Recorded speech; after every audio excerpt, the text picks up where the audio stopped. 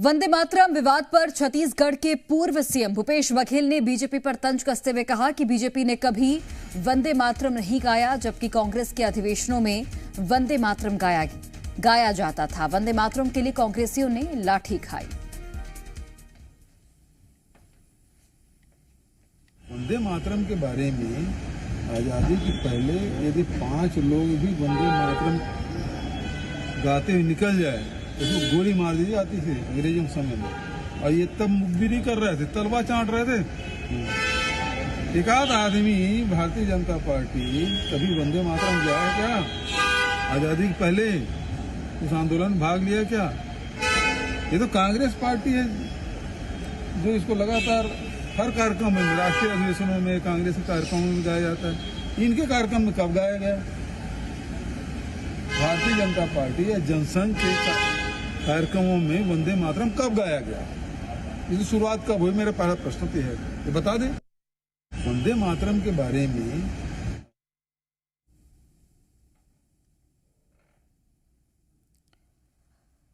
तो वंदे मातरम पर एक बार फिर से राजनीतिक सरगर्मी बढ़ गई है और भूपेश बघेल की ओर से ये तंज कसा गया है भारतीय जनता पार्टी पर।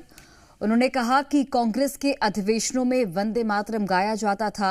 वंदे मातरम के लिए कांग्रेसियों ने लाठी खाई है। बीजेपी ने कभी वंदे मातरम नहीं गाया।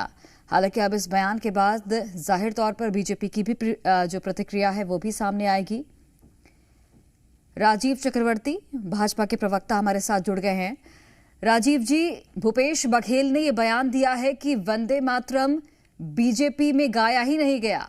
कांग्रेस के अधिवेशनों में वंदे मातरम गाया जाता था, लाठियां भी खाई हैं कांग्रेसियों ने। देखिए, भूपेश बघेल जी अच्छे नेता हो सकते हैं, लेकिन उनकी सामान्य ज्ञान पे तरस आता है। भारतीय जनता पार्टी का जन्म 81 में हुआ। इसके पहले जनसंघ भी 52 में बना।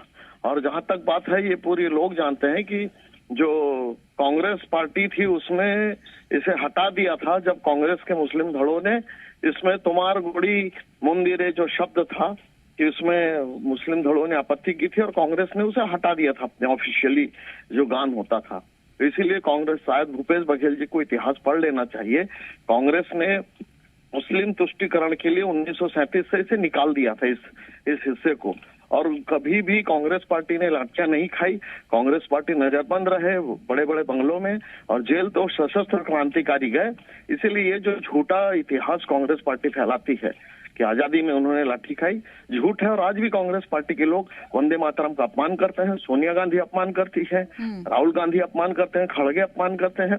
पूरी की पूरी कांग्रेस पार्टी जो अल्पसंख्यक वोटों के लिए वंदे मातरम का अपमान कर रही थी और आज भी अपमान करते आ रही है।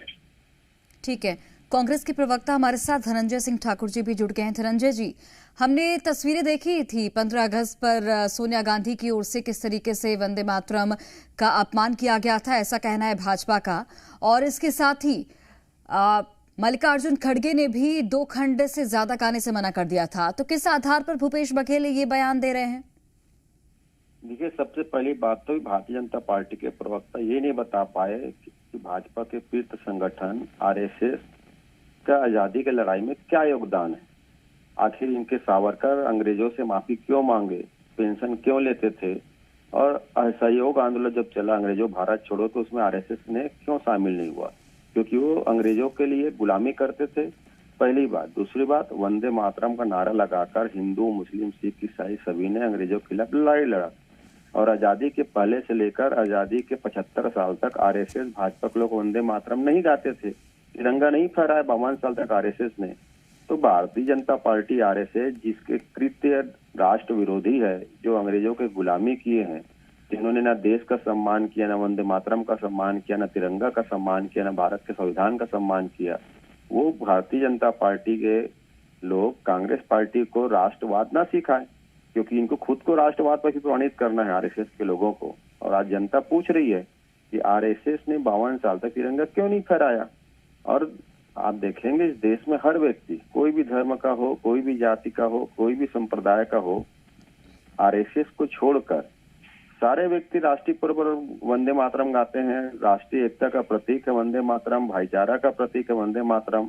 तो भारतीय जनता पार्टी जिसके मन में नफरत पड़ा हुआ मुस्लिमों के खिलाफ, हिंदुओं के खिलाफ, ईसाइयों के खिलाफ, सिखों के खिलाफ, जिनका काम नफरत फैलाना है, वो कांग्रेस पार्टी को प्रमाण मांगते हैं। एकजुटता का प्रतीक था वंदे मातरम, और एकजुटता के साथ इस देश में आजादी की लड़ाई लड़ी गई और उसमें संघी लोग भाग गए थे पीठ दिखाकर। आज हमें राष्ट्रवाद ना पढ़ाएंगे।